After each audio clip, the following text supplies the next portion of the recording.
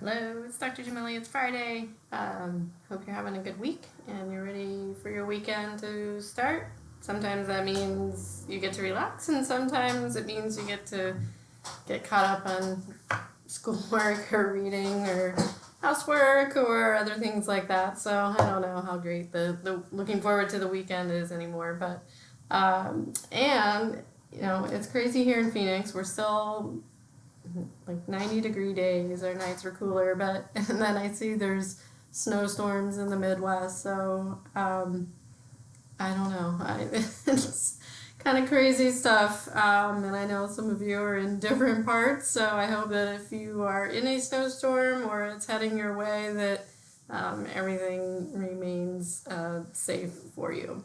So this week, you've turned in your IDPs, and so far those look great. This week is the professional investigation that hopefully you've been working on for a few weeks now. It's going to be due on Tuesday. I just want to highlight a few things on the document itself. So this is just the one part of it. So this professional investigation is a little bit more academic. The IDP was a little bit more free-flowing and more about you. This is really delving into the professions that are hopefully of interest to you and describing and explaining again these main points that you derive from your interviews.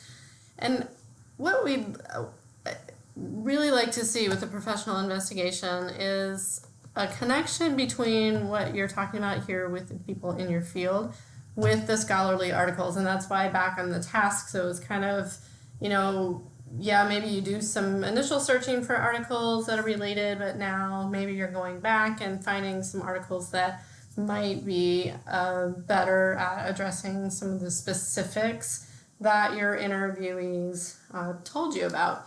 So in this part, this is really the meat of it, the important part for the scholarly articles. And this is going to help you throughout all of your classes in the graduate program and also with the other capstones, is just getting APA and knowing how to delve into, analyze, and write about the information that you get from scholarly pieces. So just want to, kind of emphasize the importance of this area. And again, trying to make those connections between what you found out in your interviews and what you found out with your articles.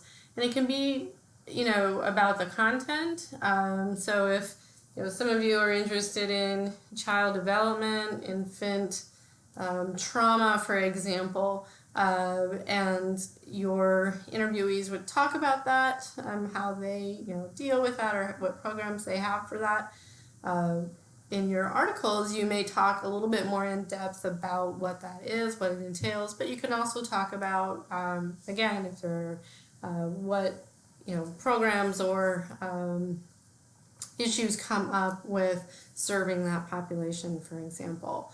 So, it's open, just try to make those connections however you see that working for you. And I just want to emphasize that this is exactly how APA formatting should look from a scholarly article. If you have multiple authors, it will look a little bit differently because you do have to include all of those authors. Make sure that you understand and know how to cite that. That's in the APA formatting. So make sure you take a look at this. I hate for students to lose points when all that's really required to do here is like I say in all my classes, it's a matching game. Make sure that you have your date and your period and capitalization and italics, that's all correct, and you're following suit here with the spacing and the paragraph indentation on those second and any subsequent lines. So that is what's going on this week for the professional investigation. I am planning to, you'll see that I'm going to open up most of the weeks coming up, so weeks 4, 5, and 6, and actually 7 because it's just a little, we're kind of on that tail end of December. a quick week there to wrap things up. But gosh, we're headed to almost the middle of the course, and we'll have Thanksgiving in there, and then you're done. So I hope you're having a good experience so far. Again, it's been really quiet in course questions, but that's fine. They have come up, and we're happy to answer them, and your peers have been great in giving some advice as well. So with that, I hope you have a great weekend. Thanks so much.